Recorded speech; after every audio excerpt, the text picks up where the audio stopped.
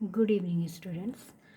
आज मैं आपको बताऊंगी द्वितीयक वृद्धि के बारे में। ठीक है, तो सबसे पहले आपको ये जानना है कि द्वितीयक वृद्धि होती क्या है। जैसे प्राथमिक वृद्धि का मतलब होता है लंबाई में वृद्धि होना। ठीक, ऐसी द्वितीयक वृद्धि का मतलब होता है कि गोलाई में वृद्धि होना, तने की या जड़ की। तो द्वितीयक वृद्धि क्यों चाहिए हमें? द्वितीयक वृद्धि इसलिए ज़रूरी होती है कि अगर तना मोटा नहीं होगा तो वो मजबूत नहीं होगा। ठीक है, तो द्वितीयक वृद्धि हमेशा मोटाई बढ़ाने के लिए और मजबूती प्रदान करने के लिए पौधों में होती है। द्वितीयक वृद्धि एक आवश्यक क्रिया है। अब जैसे आपने पढ़ा है कि प्राथमिक वृद्धि के लिए शीर्षस्थ विभाज्योतक होता है जो कि जड़ के शीर्ष पर या तने के शीर्ष पर पाया जाता है, और वो क्या करता है? पौधे की लंबाई में वृद्धि करता है। तो अब प्रश्न ये उठता है कि पौधे की गोलाई में वृद्धि करने के लिए कौन से उत्तक जिम्मेदार हैं? तो विभाज्य उत्तक उत्तक उसके लिए रिस्पॉन्सिबल है। कौन से? पार्श्वीय विभाज्य उत्तक। ठीक है, अब पार्श्वीय विभाज्य उत्तक क्या होते हैं कि कभी कभी जो आपके उत्तक होते हैं जो मैच्योर हो चुके होते हैं, जिन्हें हम स्थायी उत्तक कह देते हैं, तो वो कभी कभी बाद में क्या करते हैं? विभाज्य उत्तक में बदल जाते हैं। अब जैसे मैंने एक डायग्राम बनाया है, ये एक द्विबीजपत्री तने का चित्र है। ठीक है, इसकी मैं बात करूं तो ये एपिडर्मिस है, ये बलकुट है, ये एंडोडर्मिस है।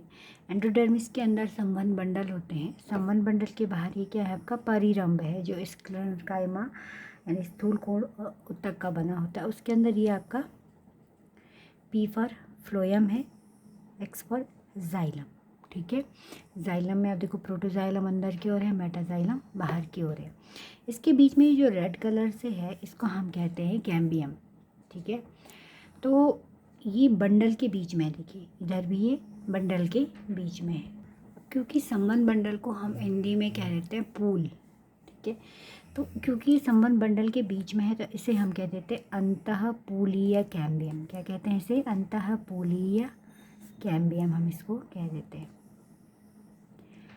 अब होता क्या है कि ये जो बीच में यहाँ पे मृदुत्तक है, मैंने येलो कलर से बनाया है जाइलम ये संवहन बंडल के बीच में आपको मृदुत्तक मिलेगा, जिसे हम रश्मि किरणें कह देते हैं, जो मतलब मृदुत्तक की होती हैं। बाद में ये आपका रश्मि किरणें, मज्जा किरणें बनाती हैं। ठीक है, तो होता क्या है कि यहाँ पर बीच में ये वाला जो पोर्शन है दो संवहन बंडलों के बीच में, ये भी जो है आपका कैम्बियम की तरह कार्य करने लगता है।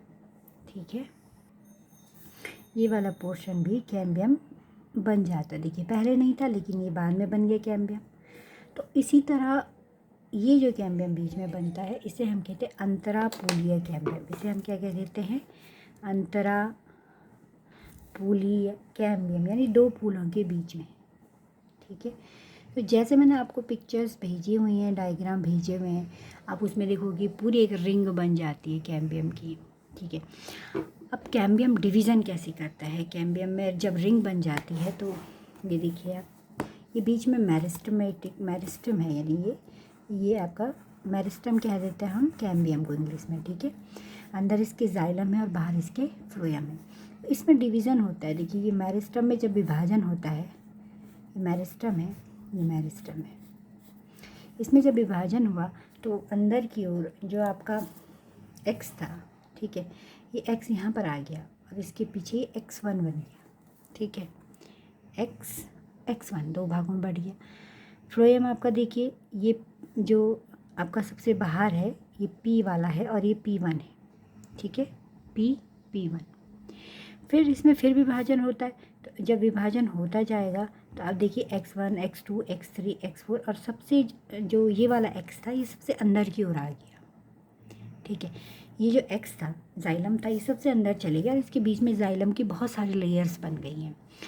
फ्लोएम की मात्रा कुछ कम बनती है और जो फ्लोएम ये यहाँ था ये सबसे बाहर चला जाता है, इसके बीच में ये फ्लोएम आ जाता है। तो ये क्या है? ये इसको हम कहते हैं द्वितीयक फ्लोएम। द्वितीयक फ्लोएम यानी जो द्वितीयक वृद्धि के बाद बना, कैम्बियम की क्रिया से बना। और ये क्या है? प्राथमिक फ्लोएम। प्राथमिक फ्लोएम यानी ये पहले से उपस्थित था। ठीक है, और ये बाहर की तरफ शिफ्ट हो जाता है। ये आप देखिए बाहर की तरफ शिफ्ट हो गया। ये था, ये था ना ये वाला, ये यहाँ आ गया है। ठीक, ये बीच में जो बना है इतना, ये आपका क्या है, द्वितीयक जाइलम, क्योंकि ये द्वितीयक वृद्धि में बना है। और ये क्या है आपका प्राथमिक जाइलम। ठीक है, तो इस प्रकार से संवहन बंडल में क्या होता है, संवहन बंडल में आपका संवहन कैम्बियम है, इसको संवहन कैम्बियम हम कहते हैं। इसकी क्रिया से ये घटना होती है। तो धीरे धीरे मैंने आपको, अभी मैं पिक्चर दिखाती हूँ। फिर क्या होता है कि 2 प्रकार के कैम्बियम मैंने आपको बताए हैं, मतलब जब नोट्स भेजे हैं। एक तो था आपका संवहन कैम्बियम, ये जो अंतरापुलिया और अंतापुलिया बना, इसको हमने कह दिया संवहन कैम्बियम। ये आपका द्वितीयक जाइलम और द्वितीयक फ्लोएम बनाएगा। लेकिन बीच में तो ना जाइलम है ना फ्लोएम है, तो ये भी तो वृद्धि करेगा कैम्बियम। ये वृद्धि कराने से इसमें जो भी नई जो सेल्स बनेंगी वो एक रेज बनाएंगे, मृदुतक की जो एक नई किरणें बनेंगी, इन्हें हम मज्जा किरणें कहते हैं। ठीक है, और ये मज्जा किरणें क्योंकि जीवित होती हैं, ये अंदर तक भोजन ले जाने का कार्य करती हैं। क्योंकि जो ये द्वितीयक जाइलम बनता है ना, इसको हम वुड कह देते हैं। वुड यानी लकड़ी। लकड़ी हार्ड होती है, ठीक है, और डेड हो जाती है। ठीक है, तो अंदर तक जो है जल और खनिज लवण पहुंचाने का काम फिर ये आपकी मज्जा किरणें करती हैं। मज्जा किरणें अंतरापुलिया कैम्बियम में डिवीजन से बनती हैं। ठीक, अब जो आपका दूसरा वाला कैम्बियम होता है, जिसको हम कह देते हैं कॉर्क कैम्बियम। कॉर्क कैम्प देखिए, संवहन कैम्बियम से आपका बनता है वुड, लकड़ी, और कॉर्क कैम्बियम से आपकी बनती है छाल, पेड़ की छाल जो आप निकालते हो। संवहन कैम्बियम कहाँ बनता है, संवहन कैम्बियम यहाँ बनता है। जो बलकुट है ना, बलकुट की कुछ कोशिकाएं, सपोज ये पूरी की पूरी लेयर जो है, ये विभाजन का काम शुरू कर देती है। समझ रहे हो आप मेरी बात को? बलकुट वाले रीजन में ये यहाँ पर आपका कॉर्क कैम्बियम बन जाता है। ये लेयर विभाजन का काम करेगी, और सेम इसकी तरह इसमें विभाजन होगा तो कुछ लेयर बाहर को बनेगी और कुछ अंदर को बनेगी। तो जो अंदर को बनती हैं उनको हम कह देते हैं द्वितीयक बलकुट। ठीक है, इसको हम कह देते हैं कॉर्क कैम्बियम। कॉर्क हम छाल को ही बोलते हैं। कॉर्क आपने देखा होगा बोतलों पे लगा होता है, जो कांच की बोतलों के ढक्कन होते हैं उन पे कॉर्क लगा होता है। ये अंदर बनता है द्वितीयक बलकुट। ठीक है, द्वितीयक बलकुट मृदुता का बना होता है, और ये जो बाहर बनता है ना, ये वाला पोर्शन, इसको हम कह देते हैं कॉर्क। ठीक है, अब धीरे धीरे क्या होता है कि इस कॉर्क में सुबेरिन जमा हो जाता है। सुबेरिन और वैक्स, वैक्स यानी मोम, तो ये कॉर्क को डेड बना देते हैं। जब कॉर्क डेड हो जाता है, इसमें से ना जल अंदर जा पाता है ना वायु अंदर जा पाती है, तो फिर क्या होता है, ये बाह्य त्वचा डेड हो, सूखने लगती है। जो बाह्य त्वचा ग्रीन होती है ना, वो सूखने लगती है। क्योंकि देखिए प्लांट में पानी तो अंदर से जाता है ना, ये जाइलम वेसल्स में पानी होगा, ये जड़ से सूखेंगी, है ना। पौधे में पानी कभी बाहर बाह्य त्वचा से अंदर नहीं जा रहा है, वो जड़ों से जा रहा है, और जड़ से तने में ये जो नलियाँ हैं ना, इन नलियों के माध्यम से ऊपर चढ़ रहा है, ऊपर अपलिफ्ट हो रहा है। और यहीं से ये क्या होता है कि जैसे ये मज्जे, ये आपके बीज में पहले मृदुतक था, इसके थ्रू ये बाहर को भी जाता था और इन तक जल खनिज लवण पहुंचता था। अब क्योंकि यहाँ पे कॉर्क बन गया है, जो इस पर सुबेरिन और मोम जमा हो गया, तो ये डेड हो गया है। ठीक है, कॉर्क कैम्बियम के बाहर का पोर्शन क्या हो गया, डेड हो गया है। तो फिर ये बाह्य त्वचा भी डेड हो जाती है। तो मोटे तने में आपको बाहर ग्रीन कलर का कुछ भी देखने को नहीं मिलता है। ठीक है, कभी कभी क्या होता है कि जैसे कॉर्क कैम्बियम अंदर की ओर द्वितीयक बलकुट बना रहा है, तो कभी कभी ये कॉर्क कैम्बियम बाहर की ओर द्वितीयक बलकुट बनाना शुरू कर देता है। ठीक है, तो वहाँ पे जब ये द्वितीयक बलकुट बनाता है, तो वहाँ पे एक छेदनुमा संरचना बन जाती है, जिसे हम वात रंध्र कह देते हैं। ये वात रंध्र क्या करता है कि बाहर से ऑक्सीजन को ग्रहण करता है, अंदर की सेल्स को ऑक्सीजन पहुँचाता है। ठीक, अब होता क्या है कि धीरे धीरे देखिए, जैसे ये कॉर्क कैम्बियम यहाँ पे बना, अच्छा ये 3 जो लेयर बनती है, कॉर्क कैम्बियम द्वितीयक बलकुट, इन तीनों को मिलाकर हम कह देते हैं परिचर्म। क्या कहते हैं, परिचर्म। ठीक है, अब क्या होता है कि ये परिचर्म आपका बन गया। अब नेक्स्ट जो कॉर्क कैम्बियम है, फिर वो यहाँ कहीं डेवलप होना शुरू होता है। देखिए यहाँ डेवलप होता है, फिर ये विभाजन करेगा, बाहर कॉर्क बनाएगा, अंदर द्वितीयक बल्कुट बनाएगा। धीरे धीरे ये जो आपका कॉर्क कैम्बियम होता है ये फ्लोएम तक पहुंच जाता है, क्योंकि भी ये फ्लोएम भी अंदर से वृद्धि करेगा। फ्लोएम भी क्या करेगा, ये जो संबंध बंडल है ना, यहाँ भी ये जो प्राथमिक फ्लोएम है ये बाहर आएगा। तो ये कहने का मतलब है कि ये जो कॉर्क कैम्बियम होता है ये धीरे धीरे अंदर आना शुरू होता है और बाहर की सेल डेड होने शुरू होती है।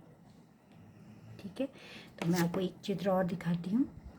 जैसे ये मैंने आपको कल भेजा था, तो इसमें आप देखिए कि ये आपका प्राथमिक जाइलम अंदर आ गया, अभी मैंने आपको बताया था, और ये प्राथमिक फ्लोएम बाहर आ गया।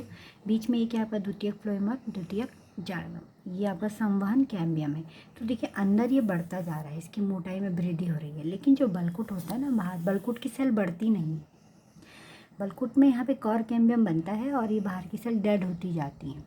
कॉर्क कैम्बियम बना, बाहर की सेल डेड, फिर कॉर्क कैम्बियम अंदर बना, फिर बाहर की सेल डेड, फिर कॉर्क कैम्बियम यहाँ तक पहुँच जाता है, फ्लोएम तक। ये फ्लोएम है ना, प्राथमिक फ्लोएम, इस तक पहुँच जाता है और बाहर की सेल डेड होती जाती है। समझ गया?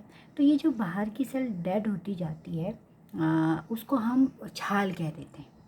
ठीक है, तो कोई आपसे छाल पूछे तो आप बोलोगे कि छाल क्या है।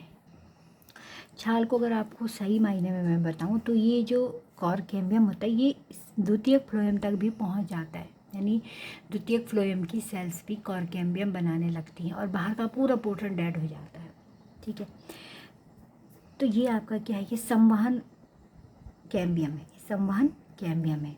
ठीक है, संवहन कैम्बियम से बाहर का ये जितना भाग दिखता है ना, इसको हम छाल कह देते हैं। ठीक है, और छाल क्या होती है, छाल में बाहर का पोर्शन ये पूरा डेड हो जाता है, केवल अंदर जो द्वितीयक बल्कुट बनेगा, जो सेल्स बनेंगी वो क्या होती हैं, जीवित होती हैं, बाकी बाहर पूरा ये डेड होता है, यानी कि ये बाहर का लेयर पूरी डेड होती है। ठीक है, और ये जो संवहन बंडल, ये आपका जो संवहन कैम्बियम है, इसके अंदर वुड बन जाती है, अंदर की तरह वुड बन जाती है। तो जो मोटे पेड़ होते हैं उनमें बीच में ही केवल जीवित उत्तक बचे होते हैं, वरना अंदर की तरफ वुड बन जाती है जो डेड होता है, और बाहर की तरफ छाल बन जाती है, वो भी डेड होता है। समझ गए आप? तो ये द्वितीयक वृद्धि थी, इसमें आपको केवल याद रखना है कि इसमें संवहन बंडल के बीच में जो आपका कैम्बियम होता है, जिसको हम अंतःपूलीय कैम्बियम कहते हैं, और दो संबंध बंडलों के बीच का जो कैम्बियम होता है जिसे हम अंतरापूलीय कैम्बियम कहते हैं, मिलकर एक संवहन कैम्बियम बनाते। और संवहन कैम्बियम जब बढ़ता है तो वो द्वितीयक जाइलम और द्वितीयक फ्लोएम बनाता है। ठीक है, अब इसमें दूसरा आपको याद रखना है कॉर्क कैम्बियम। ठीक है, तो पहले हम बात करते हैं संवहन कैम्बियम की, कि संवहन कैम्बियम से क्या बना। संवहन कैम्बियम से आपका द्वितीयक जाइलम और द्वितीयक फ्लोएम बना। ठीक है, द्वितीयक जाइलम जो होता है वो, उसको हम दारू कह देते हैं। दारू मतलब वुड, लकड़ी, जो आप लकड़ी फर्नीचर बनाने में यूज़ करते हो, पेपर बनाने में यूज़ करते हो, वो आपका द्वितीयक जाइलम है। तो अगर आपसे पूछा जाए लकड़ी क्या है तो आप कहोगे द्वितीयक जाइलम। अब मैंने आपको बहुत से डायग्राम भेजे हैं, उनमें मैंने आपको एक डायग्राम भेजा है जिसमें आप देखोगे विंटर वुड और आपका जो है ऑटम वुड। ठीक है, बसंत दारू और शरद दारू। बसंत दारू क्या होती है, देखिए जब मौसम अनुकूल होता है बसंत के समय, तो जो वेसल्स होती हैं, ठीक है, जो जाइलम की वाहिनियाँ और वाहिकाएँ होती हैं काफ़ी बड़ी बनती हैं, उनका आकार बड़ा होता है बसंत ऋतु के समय। जब बसंत ऋतु के समय जब कैम्बियम में क्रिया होती है, द्वितीयक जाइलम बनता है, तो उसकी वाहिकाएँ बड़ी होती हैं। ठीक है, उसको हम बसंत दारू या अग्रदारू कह देते हैं। सर्दियों में कैम्बियम की सक्रियता कुछ कम हो जाती है तो संकरी वाहिनियाँ बनती, इनकी आकार थोड़ा छोटा हो जाता है, तो उसको हम कह देते हैं शरद दारू या पश्च दारू। ठीक, तो बसंत दारू का रंग हल्का होता है और उसका घनत्व भी कम होता है। आपको ये बात याद रखनी है कि बसंत दारू का रंग हल्का है और उसका घनत्व कम है, जबकि शरद, जो सर्दियों में जो वुड बनती है, उसका रंग गहरा होता है और उसका घनत्व भी अधिक होता है। तो आपको ये जो अंदर यहाँ पे जो है, आपको ना, मैंने आपको पिक्चर्स भेजी हुई हैं, अभी मेरे पास पिक्चर्स उपलब्ध नहीं हैं, तो आपको इस प्रकार से लेयर दिखाई देगी। ये बसंत दारू, सॉरी, ये आपको गहरे रंग की दिखाई देगी शरद दारू, और ये आपको हल्के रंग की दिखाई देगी बसंत दारू। तो ये 2 रिंग जो होती है ना, ये 1 साल डिसाइड करती है। यानी अगर आप पेड़ में 2 रिंग को 1 साल मानोगे, इन रिंग्स को देख करके हम इनको वार्षिक वलय कहते हैं। यानी 1 साल में 2 रिंग बनती है, एक हल्की और एक गहरी। इसके आधार पर हम पेड़ की उम्र का पता लगा सकते हैं। तो उसमें इसमें होता है अंतरकास्ट और सरदारू। अब अंतरकास्ट क्या होती है कि जो वुड बनती है, जो लकड़ी होती है, ठीक है, वो अंदर क्या होती है, अंदर वो भूरी और काली हो जाती है, बहुत गहरे रंग की हो जाती है। और कठोर दारू भी हम उसको कहते हैं। तो अंतःकाष्ठ मतलब जो अंदर की ओर है यहाँ, ठीक है। अब ये बाद में धीरे धीरे पूरा पैक हो जाता है, मैंने इतना डायग्राम नहीं बनाया है। तो अंदर आपको जो वुड दिखाई देगी, सपोज ये वुड है, अंदर की वुड आपको डार्क दिखाई देगी, ठीक है। इसको हम हृदय दारू, हार्टवुड भी कह देते हैं, हार्टवुड कह देते हैं, या कठोर दारू कहते हैं, अंतःकाष्ठ कहते हैं। ये डेड हो जाती है, ठीक है। ये पानी का संवहन नहीं करेंगी। जो जाइलम का काम होता है पानी का संवहन, इसमें नहीं होगा। इसकी वाहिनियों में जो है लिग्निन जमा हो जाता है, ठीक है। लिग्निन जमा होने से ये डेड हो जाती है। तो डेड होने से इस पर ना कीड़े लगते हैं, इसको सूक्ष्म जीव भी नहीं खाते हैं, और ये बहुत से कार्बनिक यौगिक बनाने लगता है, जैसे टैनिन है, आपने गोंद है, रेजिन है, ठीक है, ऑयल है, ये सब इससे बनने लगते हैं। तो इसको हम हार्डवुड कहते हैं। ये डेड होती है, मृत होती है, ठीक है। अब इसके बाहर की जो वुड होती है वो हल्के रंग की होती है, ठीक है, और ये परिधि में होती है। तो इसको हम रस दारू या सैपवुड कह देते हैं, ठीक है। ये अंदर वाली तो डेड हो गई, ये तने को सहारा दे रही है, लेकिन ये जो बाहर वाली ये पूर्णतः मृत नहीं होती है। इसमें पैरेन्काइमा कोशिकाएं होती है, मृदतक कोशिकाएं होती हैं, और ये जड़ से पानी और खनिज लवण को पत्तियों तक पहुंचाने का काम करती हैं। तो जो संवहन बंडल की क्रिया से जो वुड बनती है, लकड़ी बनती है अंदर की ओर, उसको भी 2 भागों में हम बांट देते हैं, हार्डवुड और सैपवुड, अंतःकाष्ठ और आपका रस दारू, ठीक है। रस दारू कह देते हैं उसको। आपकी बुक में सर दारू लिखा है, सर दारू नहीं है, वो रस दारू है। रस दारू मतलब वो थोड़ी सी उसमें रस का मतलब है लिविंग, जीवित है, सैपवुड, ठीक है। और ये जड़ से पानी और खनिज लवण को ऊपर पहुंचाने का काम करती है। तो आप समझ गए कि संवहन कैम्बियम का काम क्या है। संवहन कैम्बियम का काम होता है वुड का निर्माण करना। वुड में आपको 2 चीज़ें पढ़नी है, शरद दारू, बसंत दारू। शरद दारू, बसंत दारू मिलके एक वार्षिक वलय बनाते हैं जो प्लांट की एज को डिसाइड करते हैं। और अंतःकाष्ठ और सैपवुड, हार्टवुड या सैपवुड। हार्टवुड डेड होती है, उसमें लिग्निन जमा हो जाता है और वो पानी का परिवहन नहीं करती है। और जो सैपवुड होती है वो हार्टवुड के बाहर होती है, उसमें मृदुतक होते हैं और वो पानी का संवहन करती है। अब बात करते हैं कॉर्क कैम्बियम की, जो बलकुट में बनता है। तो कॉर्क कैम्बियम बाहर की ओर कॉर्क बनाती है, मैंने आपको बताया। कॉर्क में सुबेरिन जमा हो जाता है जो इसको डेड बना देता है, ठीक है। अब इसमें सबसे इम्पोर्टेंट बात क्या है कि जैसे ये अंदर का संवहन बंडल में वृद्धि होने से ये बाहर की ओर बढ़ता है, तो बलकुट की कोशिकाओं में विभाजन नहीं होता है, तो अंदर से प्रेशर बढ़ता है। जैसे मतलब कोई व्यक्ति मोटा हो जाए और वो पुराने ही कपड़े पहने तो उसके कपड़े फट जाएंगे। तो सेम बात ये है, ये कपड़ा है, ये लेयर है, और ये बढ़ रहा है और ये नहीं बढ़ रहा है, तो ये फट जाता है, ठीक है। जैसे आपकी बुक में ये आप चित्र देख सकते हो, ये देखिए, ये कॉर्क कैम्बियम है, और ये यहाँ से ये द्वितीयक बलकुट अंदर की ओर बन रहा है। ये बाह्य त्वचा पूरी फट गई है ना, जो बाह्य त्वचा ओरिजिनल ग्रीन थी वो फट गई। तो अपने पेड़ में इस प्रकार से छाल वल्क देखे होंगे, ठीक है ना। छाल वल्क क्या होता है? छाल वल्क का मतलब होता है क्रियाशील कॉर्क कैम्बियम के बाहर की जो मृत कोशिकाएं होती हैं। ये जो कॉर्क कैम्बियम है इसके बाहर जो डेड सेल हो जाती हैं, डेड क्यों हो जाती हैं? क्योंकि इसमें सुबेरिन जमा हो जाता है, ठीक है। पेड़ आपने जो मोटे तने होते हैं ना, उन पर इस प्रकार की दरारें देखी होंगी। तो ये दरारें वही हैं कि अंदर से प्रेशर पड़ा और कॉर्क कैम्बियम के बाहर की जो कॉर्क है वो फट जाती हैं। अब वातरंध्र भी होते हैं कहीं कहीं पे। वातरंध्र बिल्कुल आपके लेंटिसिल के आकार के होते हैं, लेंटिसिल यानी इस आकार के होते हैं, ठीक है।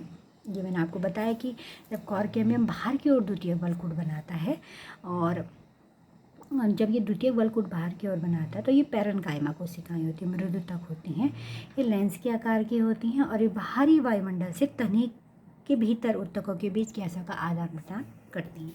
ठीक, तो यही इसमें इम्पोर्टेंट था। दूसरा इसमें छाल की बात है, तो छाल मैंने आपको बताया कि संवहन कैम्बियम या कहीं कहीं द्वितीयक फ्लोएम लिखा है, तो आप चाहे द्वितीयक फ्लोएम कह लो या संवहन कैम्बियम के बाहर का पूरा भाग क्या कहलाता है, छाल कहलाता है। ठीक है, जो प्रारंभ में छाल बनती है वो कोमल छाल है, जो बाद में बनती है वो कठोर छाल है। तो छाल क्या है, छाल क्या है, छाल आपको बोल देना है द्वितीयक फ्लोएम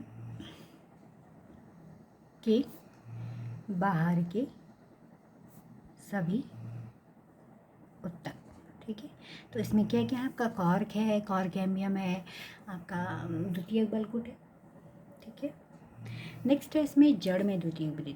देखिए एक बीजपत्री पौधों की जड़ों में तो वृद्धि नहीं होती है, लेकिन ये आपका जो है, जो आपके एंजियोस्पर्म होते हैं उनकी द्वितीयक जो द्विबीजपत्री पौधे होते हैं उनकी जड़ में वृद्धि होती है। जैसे आपने पीपल, बरगद बड़े पेड़ देखे होंगे, उनकी जड़ें भी मोटी होती हैं। अब होता क्या, ये जड़ का अंदर का मैंने चित्र बनाया है, ये आप जानते हो परिरंभ है। ठीक है, पेरिसाइकिल जिसको कह देते हैं, ये फ्लोएम है और ये जाइलम है। ठीक है, तो होता क्या है कि ये जो फ्लोएम के नीचे रेड कलर से मैंने बनाया है वो कैम्बियम है। फ्लोएम के नीचे की सेल जो है विभाजन का काम शुरू कर देती हैं। देखिए इस प्रकार से, तो मैंने बनाया ना यहाँ पे इस प्रकार से, ये फ्लोएम है, जाइलम, फ्लोएम जाइलम।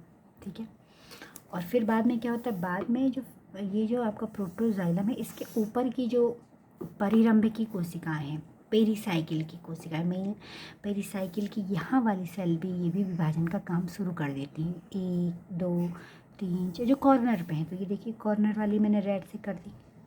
फिर धीरे धीरे क्या होता है कि ये और विस्तृत होने लगती है, फैलने लगती हैं। देखिए, ठीक है, और बाद में क्या होता है कि खिसकते खिसकते पूरा परिरंभ तक चली जाती है। यानी कि जो जड़ में ये परिरंभ होता है ना, ये परिरंभ पूरा क्या हो जाता है, फिर कैम्बियम बन जाता है। और कैम्बियम ऐधा ही वो उत्तक है जो द्वितीयक वृद्धि करता है। तो फिर जब ये पूरा परिरंभ यहाँ अंदर से खिसकते खिसकते बाहर को पहुँचता है ना, बाहर को जा रहा है, देखिए मैंने चित्र से समझाया है, तो ये परिरंभ फिर द्वितीयक वृद्धि करने लगता है। और ये ठीक ऐसे ही द्वितीयक वृद्धि करता है जैसे मैंने आपको इसमें बताया था, अंदर की ओर जाइलम, बाहर की ओर फ्लोएम।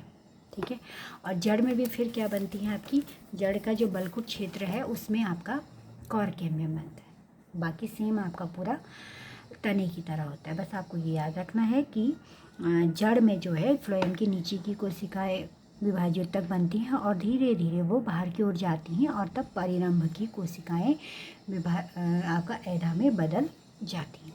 ठीक है, तो इसी के साथ आपका ये चैप्टर ख़त्म हुआ। अब हम नेक्स्ट चैप्टर पढ़ेंगे। Thank you.